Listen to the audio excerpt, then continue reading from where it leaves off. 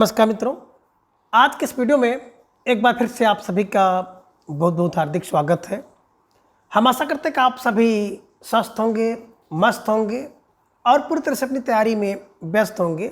तो मित्रों, आज के इस वीडियो में हम हिंदी साहित्य के अंतर्गत कुछ महत्वपूर्ण और संभावित प्रश्नों को व्याख्यात्मक तरीके से हल करेंगे और उसके साथ इन्हें ट्रिक की सहायता से याद करने का भी प्रयास करेंगे। तो हम आशा करते हैं कि वीडियो आप सबके लिए बहुत ही महत्वपूर्ण होने वाला है, इसलिए इस वीडियो को आप लोग अंत तक जरूर देखें। चैनल पर नए हैं तो चैनल को सब्सक्राइब कर लें और उसके साथ अगर आपको थोड़ा सा भी उचित लगे तो इस वीडियो को अपने जो परिचित लोग हैं उनके पास भी शेयर करें। तो जैसा कि स्क्रीन पर आप देख पा रहे हैं, प्रश्न संख्या 1 जिसमें निर्देश है कि 1 से 3 दिए गए प्रश्नांशों को ध्यानपूर्वक पढ़कर नीचे दिए गए कूट में सही उत्तर चुनिए। अब कूट ये है कि ए और आर दोनों सही है तथा आर ए की सही व्याख्या है। बी, ए और आर दोनों सही हैं लेकिन आर ए की सही व्याख्या नहीं है। विकल्प सी में है ये सही है किंतु आर गलत है और विकल्प डी में है कि ये गलत है किंतु आर सही है। तो इसके हिसाब से आपको 3 प्रश्नों का जवाब देना है। संख्या 1 है कि कबीर के राम निर्गुण हैं। कारण दे रहे हैं कि वे आद्यत व जगत से प्रिय हैं। तो अब आपको जवाब देना है कि कबीर के राम निर्गुण हैं और इसके पक्ष में उनका जो कारण है कि वे अद्वैत व जगत से परे हैं। तो आप सबका जवाब भी बड़े तेजी के साथ आ गया। सिर्फ विकल्प ए को लॉक किया जाए। अब विकल्प ए इज राइट आंसर है ना। इसमें ए और आर दोनों सही है। कबीर राम के निर्गुण है, बिल्कुल सही है। वे अद्वैत व जगत से परे हैं, ये भी सही है। और आर जो है ए की सही व्याख्या है। ठीक है, चलिए अब प्रश्न संख्या 2 है कि कबीर अवतारवाद में विश्वास नहीं करते। कारण है कि कबीर का ब्रह्म निर्गुण है। तो इसके हिसाब से आपको जवाब देना है और विकल्प कूट आपने देखा ही है। तो कूट के हिसाब से देखेंगे तो इसका भी विकल्प ये बिल्कुल सही जाएगा, है ना। ये भी सही है कि कबीर अवतारवाद में विश्वास नहीं करते और बी भी सही है कि कबीर का जो ब्रह्म है निर्गुण है। और आपने देखा कि जो आर है ये की सही व्याख्या भी है। तो बिल्कुल सही जवाब विकल्प ए इज राइट आंसर, है ना। तो 1 और 2 में दोनों में ए सही रहेगा। अब प्रश्न संख्या 3 है कि कथन में यह है कबीर के राम निर्गुण है और वे जन्म नहीं लेते हैं। कारण है कि तुलसीदास का राम सगुण है, वे जन्म लेते हैं।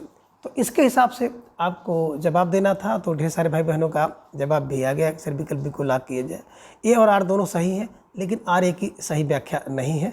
तो विकल्प बी इज राइट आंसर, बिल्कुल सही जवाब, है ना। अभी आपने देखा कि पहले प्रश्न में ये, दूसरे प्रश्न में भी ये था और तीसरे प्रश्न में बी विकल्प था। तो इसको ध्यान में रख लीजिएगा। कभी कभी इस तरह के प्रश्न आपके पीजीटी की परीक्षा में भी पूछ लिया जाता है, लेकिन कारण और कथन वाले जो प्रश्न होते हैं ये ज़्यादातर यूजीसी नेट एनटीए नेट में पूछे जाते हैं। ठीक है, चलिए अब प्रश्न संख्या 4 है कि निम्नलिखित में से किसका कथन है कि चिंतन के क्षेत्र में जो आद्वैतवाद है वही भावना के क्षेत्र में रहस्यवाद है। ए, आचार्य शुक्ल, बी, डॉक्टर रामकुमार वर्मा, सी, डॉक्टर नागेंद्र या डी, देव नारायण शाही। तो प्रश्न संख्या 4 का जवाब भी बड़े तेजी के साथ आ गया। सर विकल्प ए को लॉक किया जाए। विकल्प ए आचार्य Ramchandra Shukla is right answer, है ना। देखिए, चिंतन के क्षेत्र में जो आद्वैतवाद है वही भावना के क्षेत्र में रहस्यवाद है। तो भावना किससे जुड़ती है?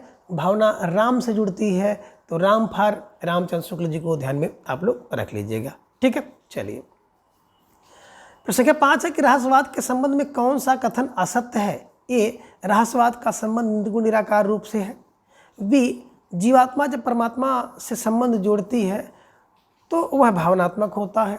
सी है कि साधनात्मक रहस्यवाद में साधक कुंडली जागृत करता है।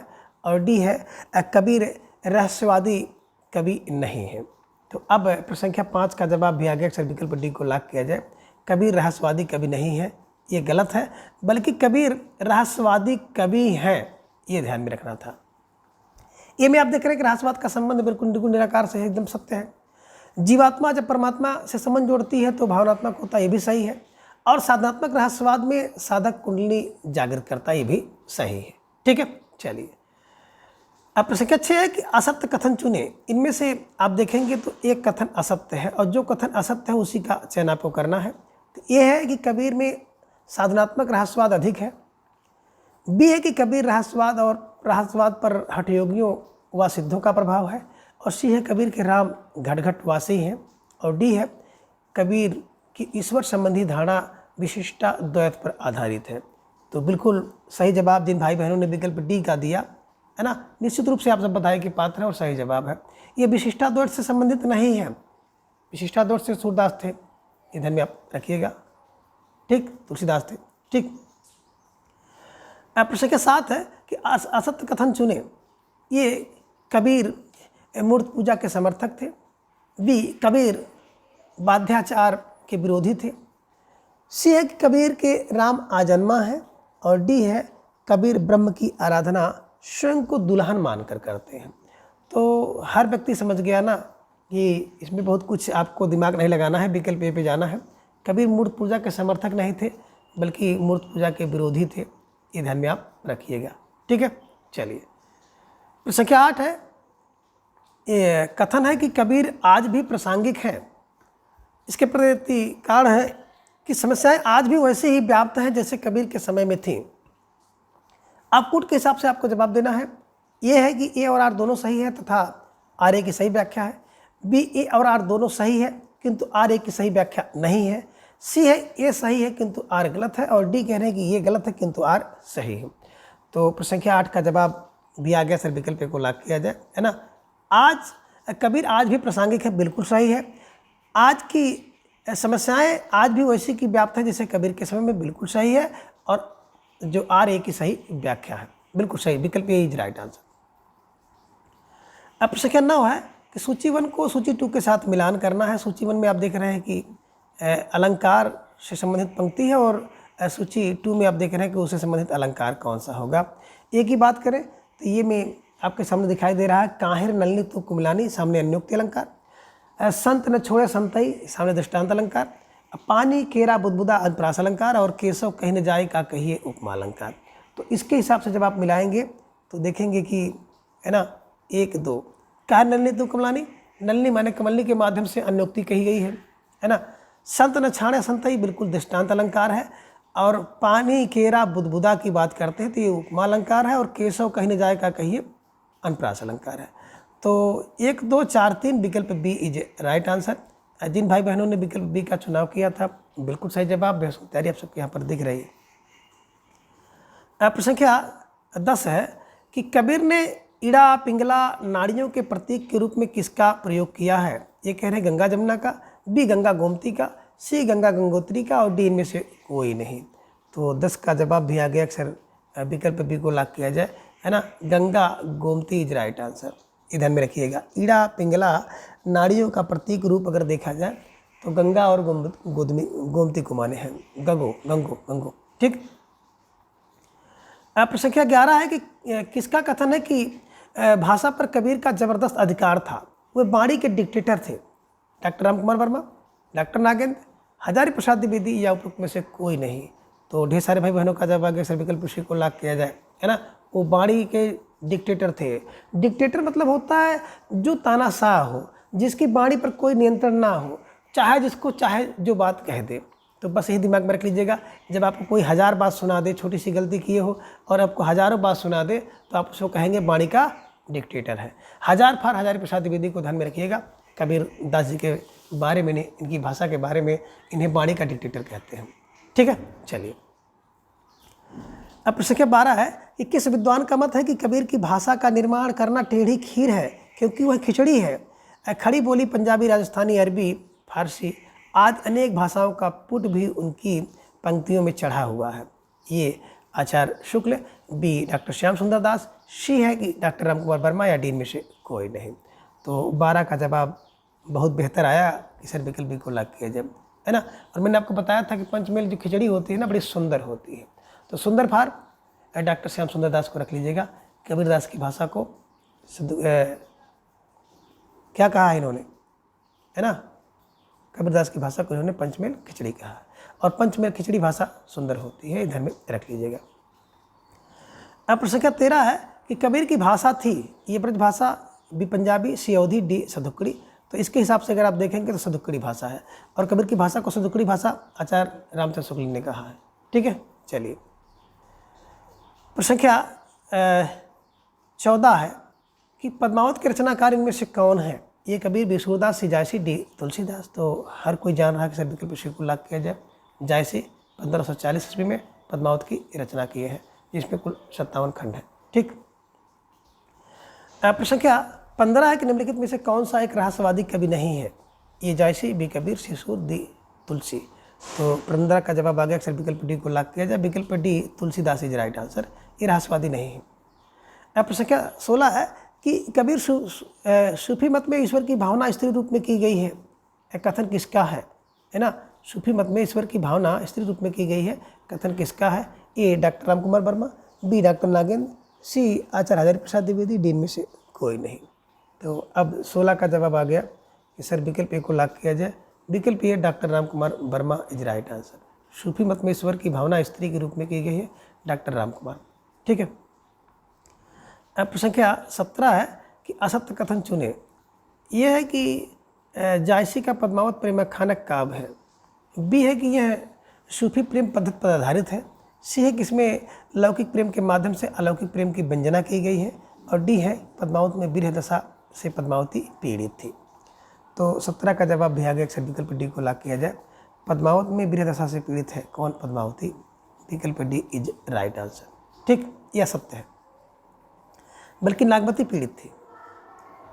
अब प्रश्न संख्या 18 है कि पद्मावत में नागवती किसका प्रतीक है? ये संसार का, विबुद्धि का, सी हृदय का, डी मन का।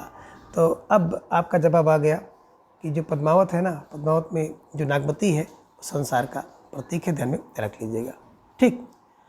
प्रश्न संख्या 19 है कि पद्मावत के संबंध में क्या सत्य है? ये पद्मावत अन्योक्ति है, बी पद्मावत समासोक्ति है, सी ए और बी दोनों है, डी में से कोई नहीं है।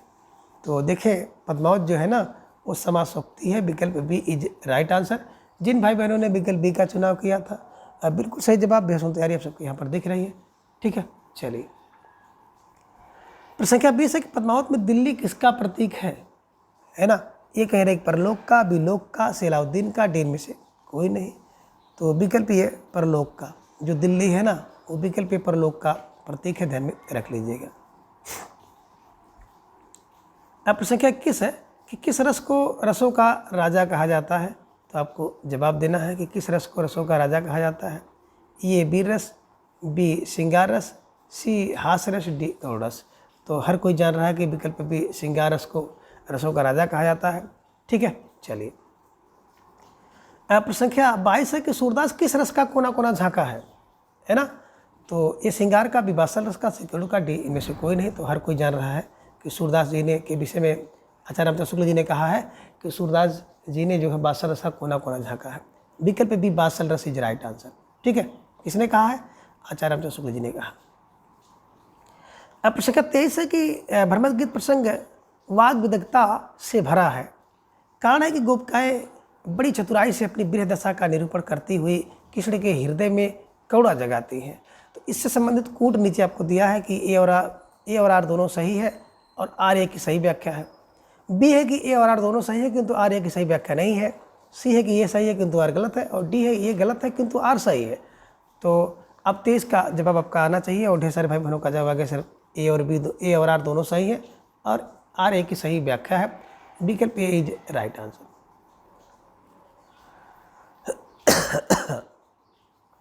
प्रश्न संख्या 24 है कि किसका मत है कि बाल सौंदर्य एवं स्वभाव के चित्रण में जितनी सफलता सूर्य को मिली उतनी किसी को नहीं। वे बंद आंखों से बादशाह का कोना कोना झांक आए थे। ये लीजिए आ गया प्रश्न। ये महावीर प्रसाद द्विवेदी, 2000 प्रसाद द्विवेदी थी, श्री आचार्य शुक्ल, डी डॉक्टर राम कुमार वर्मा। तो हर कोई जान रहा है कि विकल्प Shri Shukla is right answer. और इसके पूर्व वाले प्रश्न में आपने इसकी चर्चा भी की थी। ठीक है। प्रश्न संख्या 25 है कि भ्रमर गीत नाम से सूर्य के काव्य को किसने संपादित किया? अब भ्रमर गीत नाम से सूर्य के काव्य को किसने संपादित किया? ए आचार्य शुक्ल, बी डॉक्टर नागेंद्र, सी डॉक्टर राम कुमार वर्मा, डी में से कोई नहीं। तो 25 का जवाब भी आ गया कि विकल्प ए को लॉक किया जाए। विकल्प ए आचार्य शुक्ल इज राइट आंसर। ठीक है। प्रश्न संख्या 26 है कि आचार्य शुक्ल के अनुसार तुलसीदास का जन्म स्थान है। ए सोरो, बी राजापुर, सी इटा, डी में से कोई नहीं। तो शुक्ल जी के अनुसार अगर आप देखेंगे तो तुलसीदास का जन्म जो है राजापुर में माना जाता है। इधर में आप रख लीजिएगा। ठीक है। प्रश्न संख्या 27 है कि निम्नलिखित में से कौन सी एक रचना तुलसीदास की नहीं है? एक बैराग संदीपनी, बी कवितावली, सी बर्वे रामायण, डी साहित्य लहरी। तो हर कोई जान रहा है कि साहित्य लहरी सूरदास की रचना है, कभी तुलसीदास की रचना नहीं है। अब प्रश्न संख्या 28 है कि आचार्य शुक्ल के अनुसार तुलसीदास की कितनी रचनाएं प्रमाणित हैं? ये 10, बी 11, सी 12 और डी 15। तो 12 विकल्प सी इज राइट आंसर। प्रश्न संख्या 29 है कि निम्नलिखित में से कौन सा गीत काव्य तुलसी का सर्वोत्तम काव्य है? ए कवितावली, बी दोहावली, सी विनय पत्रिका, डी बर्वे रामायण। तो इसके हिसाब से अगर आप देखेंगे तो विकल्प डी सही होगा, Barve Ramayana is right answer. ठीक है, चलिए। प्रश्न संख्या 30 है कि गीतावली की कथा मानस से अधिक व्यापक है। इसके प्रति इनका कारण है कि इसमें राम के जन्म से लेकर सीता निर्वासन और लवकुश के बाल चरित्र के विविध प्रसंग हैं, है ना। अब कह रहे हैं कि ये और आर दोनों सही है, किंतु आर ए की सही व्याख्या है। बी कह रहे हैं कि आर दोनों सही है, परंतु आर ए की सही व्याख्या नहीं है। और इसके बाद सी में आप देख सकते हैं कि ये सही किंतु आर गलत है, और डी में ये गलत है, आर सही है। तो 30 का जवाब भी आ गया, अक्सर विकल्प ए को लॉक किया जाए। ए और आर दोनों सही है और आर ए की सही व्याख्या है, विकल्प ए इज राइट आंसर। ठीक है, चलिए। अब प्रश्न संख्या 31 है कि गीतावली की भाषा है ए अवधी, बी ब्रज, सी खड़ी बोली और डी राजस्थानी। तो 31 का जवाब भी आ गया, अक्सर विकल्प बी को लॉक किया जाए, ब्रज भाषा इज राइट आंसर। ठीक है, अब देखिए बात हम लोग करते हैं तुलसीदास जी की जितनी भी रचनाओं में गीतावली मैंने वली लगा है, गीतावली, कवितावली, है ना। वली ध्यान में रखिएगा, पनी और पत्रिका, जैसे बैराग संदीपनी, और एक पत्रिका है ना, वरवे। तो ये ध्यान में रख लीजिएगा कि वली, पनी और पत्रिका अगर मिल जाए आपको तुलसीदास की रचना में तो समझ लीजिए उसकी ब्रज भाषा है, शेष जो बच जाते हैं उसमें अवधी भाषा। अब प्रश्न संख्या 32 है कि रामचरितमानस की रचना कब हुई? ये 1570, बी 1572, सी 1574, डी 1575। देखिए ये सन है, सन की बात करते हैं तो विकल्प सी 1574 इज राइट आंसर, और सम्मत की बात जब होगी तो 1631 सम्मत इज राइट आंसर। ठीक है, चलिए। ये प्रश्न पूछा भी गया है। अब प्रश्न संख्या 33 है कि किसका कथन है कि लोकनायक वही हो सकता है जो समन्वय कर सके? तुलसीदास का संपूर्ण काव्य समन्वय की विराट चेष्टा है। ये आचार्य शुक्ल, बी हजारी प्रसाद द्विवेदी, सी डॉक्टर राम कुमार वर्मा, डी में से कोई नहीं। तो समन्वय वही कर सकता है जिसमें समन्वय करने की हजार चेष्टा हो। हजार फार हजारी प्रसाद द्विवेदी को ध्यान में रखिएगा और विकल्प बी को हमेशा के लिए कंठस्थ कर लीजिएगा। ठीक है, चलिए। अब प्रश्न क्या 34 से आगे आपके स्क्रीन पर कि तुलसीदास जी ने किस गुरु से शास्त्रों का अध्ययन किया है? ये राघवाचार्य, बी रामानंद, शेख फरीद, डी शेष सनातन। तो 34 की बात अगर आप करेंगे तो देखेंगे ना, शेष सनातन से उन्होंने शास्त्रों का ज्ञान किया था, ध्यान में रख लीजिएगा। प्रश्न संख्या 35 विनय पत्रिका किस भाषा में रची गई है? और अभी हम लोगों ने इसका चर्चा भी किया था कि वली, है ना, पत्रिका और पनी, तो क्या हो जाएगा? ब्रजभाषा। ये अवधि, बी खड़ी, सी मैथिली, डी ब्रजभाषा। तो विकल्प D Brajbhasha is right answer. प्रश्न संख्या 36 है कि सूरदास द्वारा निर्गुण ब्रह्म को सब प्रकार से अगम समझकर सगुण ब्रह्म की लीलाओं का गान करने की बात किस पद में कही गई है? कि ऊधव जाहु तुम्हें हम जाने, या फिर विकल्प बी अवगत कुछ कहत ना आवे। तीसरा है भ्रमर गीत में, या डी है संदेशो देव की सो कहियो, है ना। ये बड़ा प्यारा सा प्रश्न है और इस तरह के प्रश्न जल्दी दिखाई नहीं देते हैं। तो सूरदास ने निर्गुण ब्रह्म की बात करते हैं ना, तो बिल्कुल विकल्प बी में कहते हैं कि अब गति कुछ कहत न आवे, विकल्प बी इज राइट आंसर। ठीक है। अब प्रश्न का 37 है कि निम्नलिखित में से कौन सी रचना सूर्य की नहीं है? अब इसमें कौन सी रचना सूरदास की नहीं है? तो इसको विकल्प ए सूर्य को सूर सागर कर लीजिए, बी साहित्य लहरी, सी भ्रमर गीत, डी गीतावली। तो गीतावली इनकी रचना नहीं है। भ्रमर गीत की बात करते हैं तो इनसे संबंधित रचना करी गई है, लेकिन इनकी रचना नहीं है, बल्कि सूर सागर, साहित्य लहरी और सूर सारावली इनकी 3 प्रसिद्ध रचनाएं हैं, ध्यान में रख लीजिएगा। ठीक है, चलिए। प्रश्न संख्या 38 है कि सूरदास जी किस मंदिर में पद गायन करते थे? ये कह रहे श्रीनाथ के, बी हनुमान जी के, श्री राम जी के, और डी दुर्गा मंदिर में। तो बिल्कुल सूरदास की बात जब आएगी तो हर कोई जानता है कि श्रीनाथ जी का, है ना, ध्यान में रखिएगा, श्रीनाथ जी के मंदिर। बल्लभाचार्य जी के शिष्य थे जिनका नाम था भक्त पूरनमल, भक्त पूरनमल ने एक मंदिर का निर्माण कराया यही श्रीनाथ जी का, और इसी श्रीनाथ जी के मंदिर में जो है सूरदास जी क्या करते थे, पद का गायन करते थे। प्रश्न संख्या 39 है कि मानुष प्रेम भय बैकुंठी पंक्ति किस रचना से है? ये बीजक बी मृगावती सी चंदायन डी पद्मावत।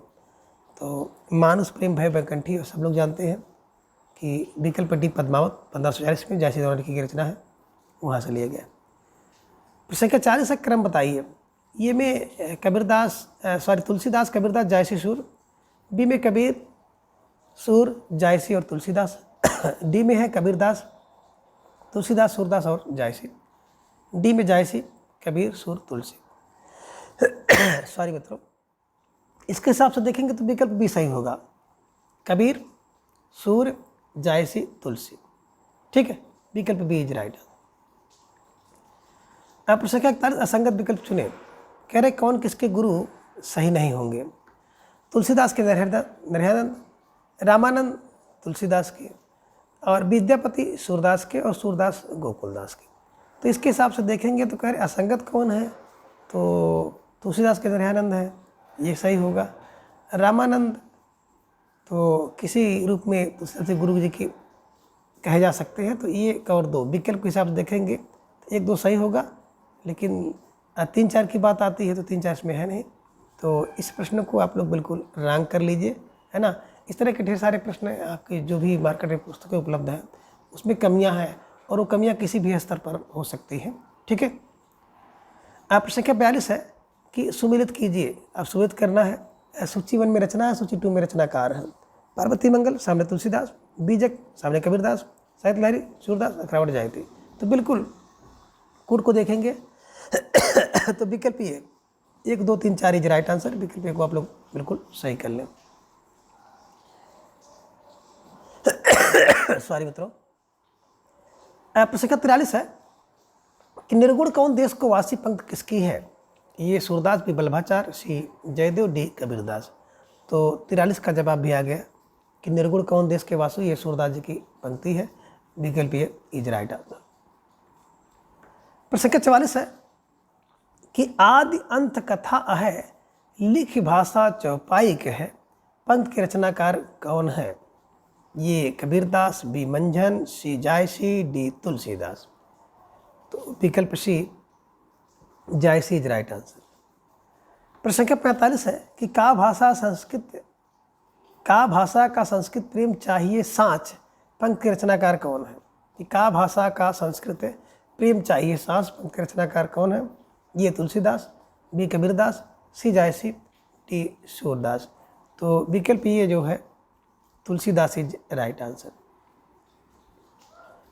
प्रश्न संख्या 46 है कि तुलसीदास जी कृष्ण गीतावली किस पर आधारित है? यानी कि तुलसीदास की जो कृष्ण गीतावली है किस पर आधारित है?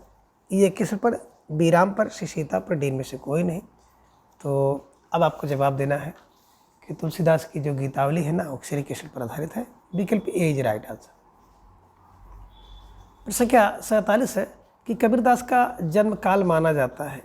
ये कह रहे हैं कि 1397-1515, बी 1397-1518, सी है 1396-1514, डी में से कोई नहीं। तो इसके हिसाब से अगर देखेंगे तो बहुत सटीक आपको, है ना, 1397 नहीं बल्कि 98 और 1518 मिलता है। ये ध्यान में रखिएगा कि 1398 और 1518 ही मिलता है। ये ध्यान में रख लीजिएगा, उसको सुधार लीजिएगा। ठीक। प्रश्न संख्या 48 है कि कौन सा सुमिलित नहीं है? ये में देख रहे गुरु सुआ जही पंथ दिखावा जायसे की पंक्ति है, ये सुमिलित नहीं है। बी ऊधव मोहि ब्रज विसरत नाही, यहाँ पे ब्रज बढ़ा लीजिएगा, सूरदास की पंक्ति है, ये सही नहीं है। 80 है कि पर उपदेश कुशल बहु तेरे, ये तुलसीदास की पंक्ति है, ये सुमिलित नहीं है। या फिर डी कि दया माया ममता लो आज, दिनकर जी की पंक्ति है।